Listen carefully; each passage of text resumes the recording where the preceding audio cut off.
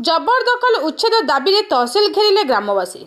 सुवर्णपुर जिला वीरमहाराजपुर तहसिल अंतर्गत मेंढामाल ग्रामवासी आज तहसिलदार द्वारस्थ होइछन्ति। गाँवर सरकारी गोचर पतरा अनाबादी जमी को किछि असाधु व्यक्ति बेआईन भाव जबरदखल करने सह ग्राम्य रास्ता को मध्य कब्जा करि नेइथिबा अभियोग होइछि। फल ग्रामवासी जीवा आसवा असुविधा हेबा सह गोरु चारण समस्या सृष्टि हेउथिबा अभियोग करिसन्ति। एने ग्रामवासी आज वीरमहाराजपुर तहसिलदार द्वारस्थ हेबा सह तुरंत जबरदखल उच्छेद पाई दाबी करिसन्ति, नचेत आगामी दिन में आंदोलनात्मक पंथा अवलंबन करने को चेतावनी दैछन्ति।